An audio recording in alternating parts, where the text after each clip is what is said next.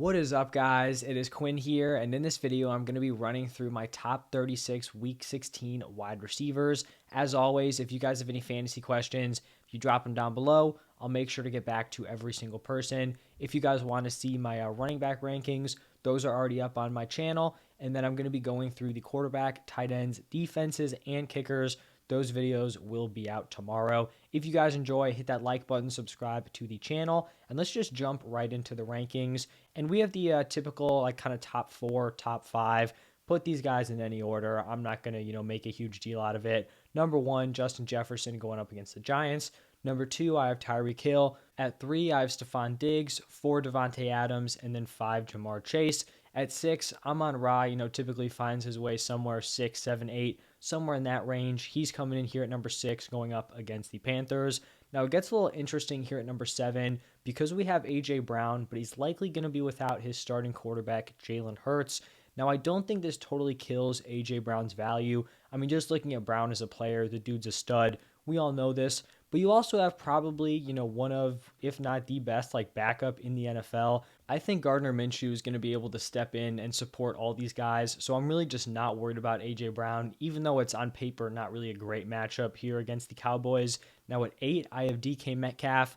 And it's looking like DK Metcalf is going to be operating as the clear-cut wide receiver 1. It seems decently likely that Tyler Lockett is going to miss this week. So I do think that bumps DK Metcalf into top 10 wide receiver territory. I like the matchup here against the Chiefs.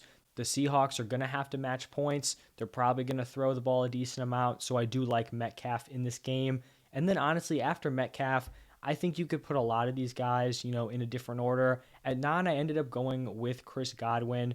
I think there's going to be passing volume out there. Chris Godwin has definitely emerged as Tom Brady's top target here, so I do like him as a top 10 option. At 10, I have CeeDee Lamb. CeeDee Lamb has been very solid. I don't think he's hit that elite level production that, some people were expecting, especially with Dak back, but he's, locked in wide receiver 1 every single week going up against the Eagles here. At 11, I have Garrett Wilson.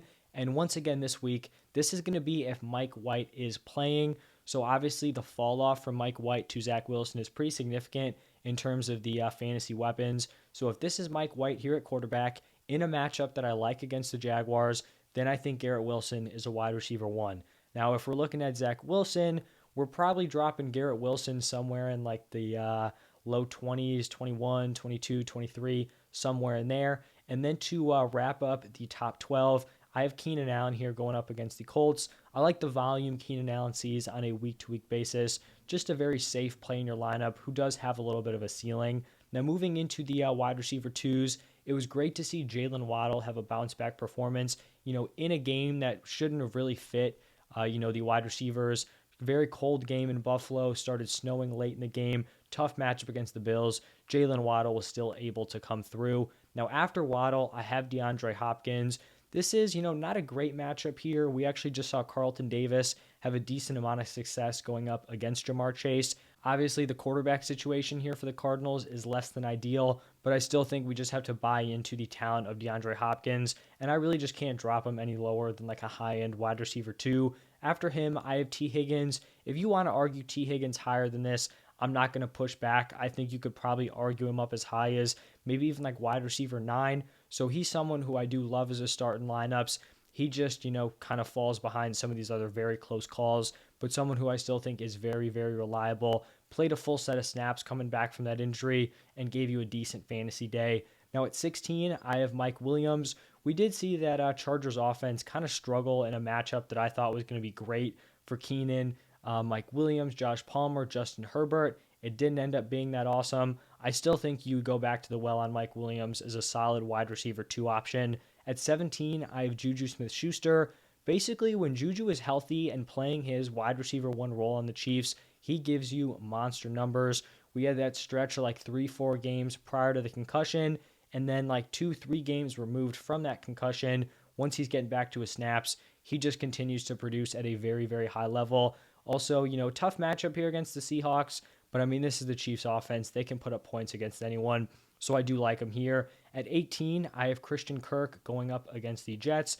Potentially a tough matchup here against the Jets, but I'm kind of more buying into Trevor Lawrence I'm buying into this offense ascending, and I still do view Christian Kirk as the wide receiver one. I know Zay Jones has had some monster performances as of late, but I'm still looking at Christian Kirk as that guy.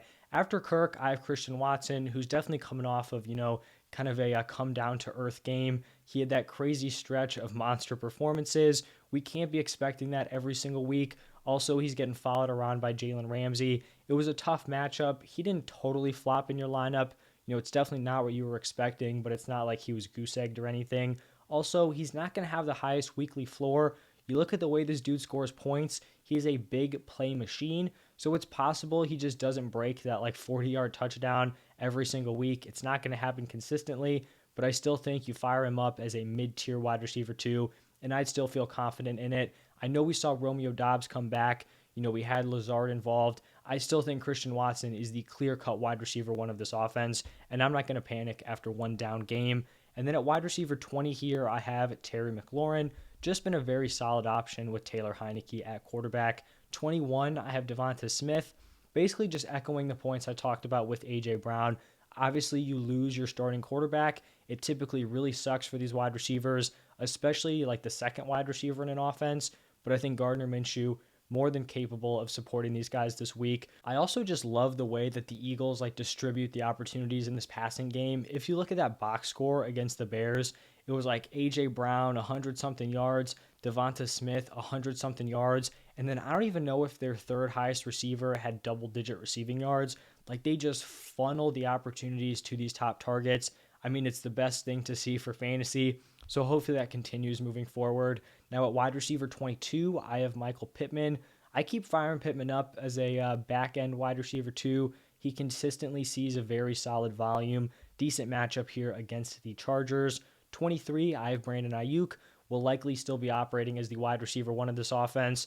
Now I know he really flopped in that first game against the Seahawks, but I'm willing to go, back towards Brandon Ayuk this week. And then next up at wide receiver 24, I ended up finding a spot for Zay Jones here in the top 24 wide receivers. I talked about him as a fringe option in my wide receiver start sit. I said he was right on the edge. I end up making him a top 24 guy. He will be a wide receiver too for me. I mean, the man has just been on an absolute tear, and we've seen this a few times, over the past few years. When some of these guys are just, on these streaking performances, I think we just got to go back to the well here. He'd be even higher if this wasn't a tough matchup against the Jets, but I still do like him. Like I said, Trevor Lawrence peaking at the right time. He's looked great. Zay Jones has just gone nuclear in like 3 of the last 4 games, so he will be a top 24 guy for me.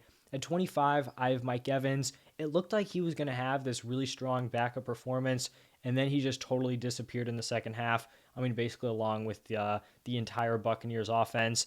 He's going to be a high-end wide receiver 3. We know he's talented. I think this could be a decent game for the Bucs. They are going to be the favorites here against the struggling Cardinals, but not someone who I'm super ecstatic to play in my lineup.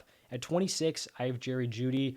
We'll see what's happening here with Courtland Sutton. It does seem like it's going to be a tough matchup going up against Ramsey, but if Courtland Sutton is out, I still like Jerry Jeudy as a high-end wide receiver 3. Been impressive the last 2 weeks. Should be getting Russ back, which I do think is an upgrade over Rippin. Now at 27, I have Chris Olave. We've got some things up in the air here with Olave. He has, kind of struggled over the last few weeks. Hasn't been terrible, but hasn't been putting up his early season production. He's also dealing with a hamstring injury, so, kind of adding insult to injury here. It's not looking great for Olave. I still think he's a wide receiver 3, but I mean, early on, he was like a locked-in top 20 guy. Definitely have to move away from that at this point. And then at 28 and 29, I actually have back-to-back players in that same matchup with Chris Olave.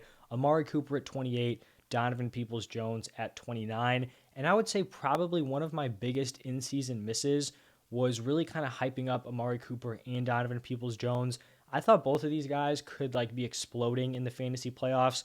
And with Deshaun Watson coming back, it's basically been the opposite. Amari Cooper has really struggled in his 3 games with Watson. Peoples-Jones has given you solid production, but it's not exactly like production you're feeling super great about. Like he can repeat it consistently. He had 1 big game as a pass catcher, and then the other 2 have just been aided by touchdowns, and 1 was like a punt return touchdown, so definitely kind of a fluky situation here. I still view Amari Cooper as the better option, but I have them back to back, so they are pretty close at this point. At 30, I have Deontay Johnson going up against the Raiders. I'd be expecting Kenny Pickett back in this game. Definitely a downgrade from Mitch Trubisky, looking at it through the lens of Deontay Johnson, but he's still going to command a ton of targets. And maybe this turns into the week that he can actually find the end zone, but definitely not banking on it. At 31, I have Elijah Moore. Just like I talked about with Garrett Wilson, if this is not a Mike White game, he probably falls out of these rankings. I would say if it is a Mike White game, I'd consider moving him up a few spots here. I like the matchup. Elijah Moore is running a solid number of routes, and if he has a quarterback that can support him, I think he's a decent play. With Zach Wilson, it just is clear that it's just not going to happen. It hasn't happened this year. I don't know if it's ever going to happen in the future. And then behind him, I have DJ Moore. DJ Moore has a great matchup here against the Lions. I don't really have much, trust in this Panthers offense, but I think we kind of just got to buy into the talent of DJ Moore in a great matchup and hope he performs. At 33, I have Treylon Burks. We'll see if he can make his return from the concussion. He has missed 2 games. Now, I will say that if Ryan Tannehill is out for this game, I think we got to pivot away from Burks. Malik Willis has just not kind of proven that he can support any weapons fantasy-wise. So if Tannehill is playing and Burks is back, I do like him as like a mid-tier wide receiver 3, but we'll see how that kind of, moves on throughout the week. 34, Marquise Brown. Really tough ranking Marquise Brown all the way down here. I mean, this was a guy that was like a top 10 guy before he got injured, before the DeAndre Hopkins return. He just hasn't put up any numbers since returning off of IR. Kyler goes down. This offense is going to struggle. Bucks definitely aren't an easy matchup here. And in those games, with bad quarterback play, DeAndre Hopkins has been the better option. So tough, but his talent kind of keeps him in the top 36. At 35, I have Josh Palmer. Obviously, it's kind of tough to play a wide receiver 3, but if you're going to play one, I like it from the Chargers offense. And then Adam Thielen here at 36, closing it out. You kind of have KJ Osborne on his heels a little bit. Adam Thielen hasn't been like insane throughout the season, but he consistently finds his way to like the back end of the wide receiver 3s. So that's going to wrap it up for these wide receiver rankings. If you guys want to go check out the running backs, those are already posted. Stay tuned for the rankings at every other position. If you did enjoy the content, hit that like button, subscribe to the channel. Any questions, drop them down below. As always, thank you for stopping by, and I will see you in the next one.